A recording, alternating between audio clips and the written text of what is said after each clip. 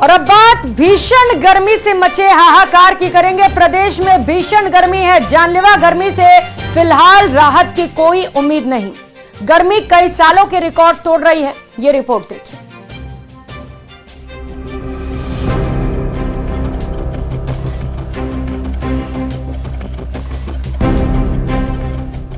प्रदेश में भीषण गर्मी का प्रकोप मंगलवार को और तेज हो गया। राजस्थान के 7 शहरों में पारा 48 डिग्री से ऊपर पहुंच गया, तो 4 शहरों में तापमान 49 डिग्री सेल्सियस के पार दर्ज किया गया। राजस्थान में गर्मी की मार से हाहाकार मचा है। चूरू में 50.5, श्रीगंगानगर में 49.4, तो वहीं पिलानी में 49.12 दर्ज किया गया। फलौदी में 49, बीकानेर में 48.3 डिग्री सेल्सियस, कोटा में 48.2 डिग्री सेल्सियस, जैसलमेर में 48.0 डिग्री सेल्सियस, जयपुर में 46.6 डिग्री तापमान, बाड़मेर में 46.0 डिग्री सेल्सियस तापमान दर्ज किया गया। इस सीजन में पहली बार चूरू में तापमान 50.5 डिग्री पर पहुंच गया है। ये 8 साल का रिकॉर्ड का तापमान है। चूरू में रिकॉर्ड किया गया ये मई महीने में सर्वाधिक तापमान माना जा रहा। देश में भी चूरू सबसे गर्म शहर रहा। आज भी मौसम विभाग ने लू को लेकर अलर्ट जारी किया। अगले 24 घंटे में अलवर, बाड़मेर, भरतपुर, बीकानेर, बूंदी, चूरू, दौसा, धौलपुर, श्रीगंगानगर, हनुमानगढ़, जयपुर, जैसलमेर, झुंझुनू, जोधपुर, कोटा में लू चलने की संभावना जताई गई। गर्मी ने तो सारे रिकॉर्ड तोड़ रखे हैं और चूरू वैसे ही तपती हुई धरती के लिए, गर्मी के लिए प्रसिद्ध है, लेकिन इस बार तो पिछले सारे रिकॉर्ड टूट रहे हैं। हम गाड़ी के अंदर, मोबाइल में या जगह जगह जो उपकरण अपने घर में लगे हुए रहते हैं, जो पर्सनल थर्मामीटर होते हैं, उनमें तापमान 50 डिग्री से पार बता रहे हैं। इस सीजन में गर्मी से अब तक 100 से ज्यादा लोगों की मौत की खबर है। सरकार द्वारा मंगलवार को जारी आंकड़ों में ये संख्या सिर्फ 4 ही है। स्वास्थ्य विभाग के अनुसार गर्मी से होने वाली मौतों में भी परिजन पोस्टमार्टम नहीं कराते, इसलिए इनकी संख्या आंकड़ों में शामिल नहीं की जाती। दिनांक 31 मई से राजस्थान और आसपास के इलाकों में एक नया पश्चिमी विक्षोभ सक्रिय होने की प्रबल संभावना है। इसके प्रभाव से 31 मई को दोपहर बाद शाम के समय खासकर यदि देखें तो शेखावाटी क्षेत्र और जयपुर, भरतपुर संभाग के कुछ इलाकों में थंडरस्टॉर्म एक्टिविटी होने की संभावना है। इस दौरान मेघ गर्जन, कहीं कहीं तेज हवाएं यानी डस्ट स्टॉर्म भी रिपोर्ट हो सकता है।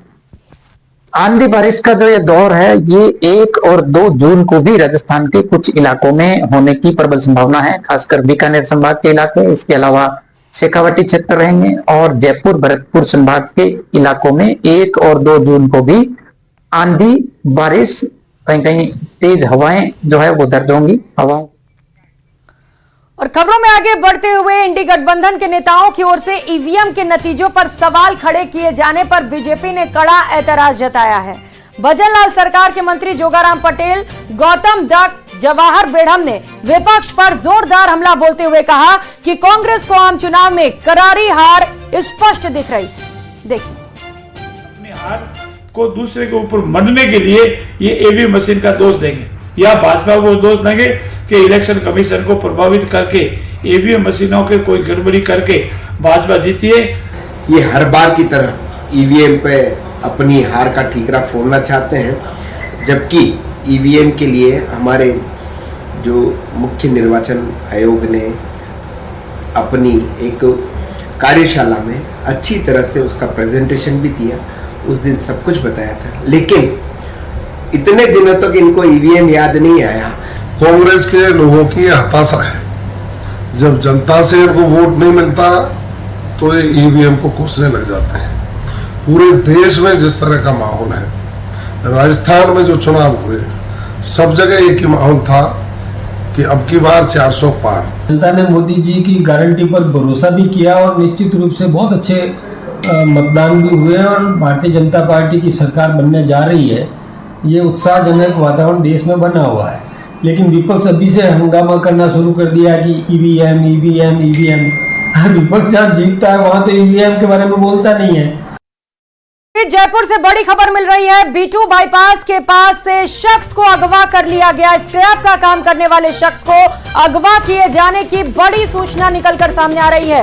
गोविंद सैनी नाम के शख्स का अपहरण हुआ है। कार सवार बदमाशों ने इस वारदात को अंजाम दिया है। सूचना पर पुलिस मौके पर पहुंच चुकी है। सांगानेर थाना पुलिस पूरे मामले की तफ्तीश में जुटी हुई है। सीसीटीवी फुटेज खंगाले जा रहे हैं। अपहृत गोविंद के परिवार के सदस्यों से जानकारी भी इकट्ठा की जा रही है।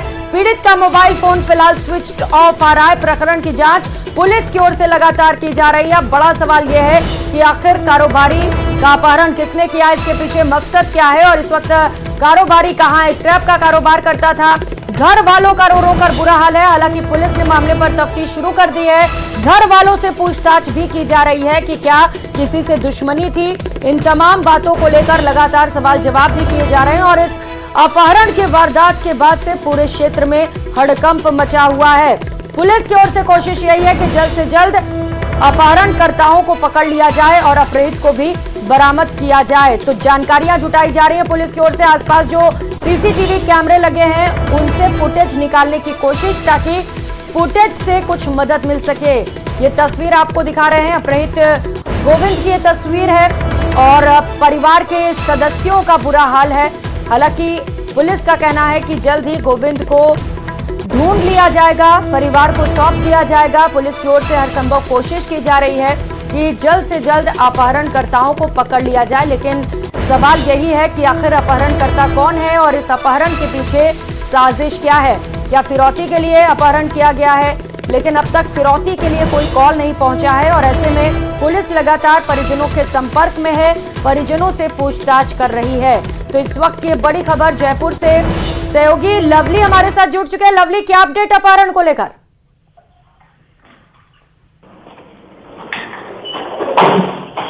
आवाज पहुंच रही है लवली आप तक?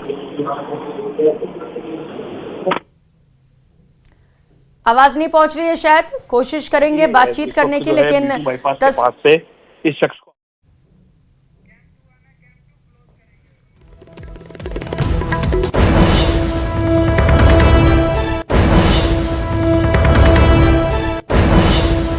और फिलहाल यहाँ वक्त है छोटे से ब्रेक का। आगे देखिए प्राइम डिबेट। नमस्कार।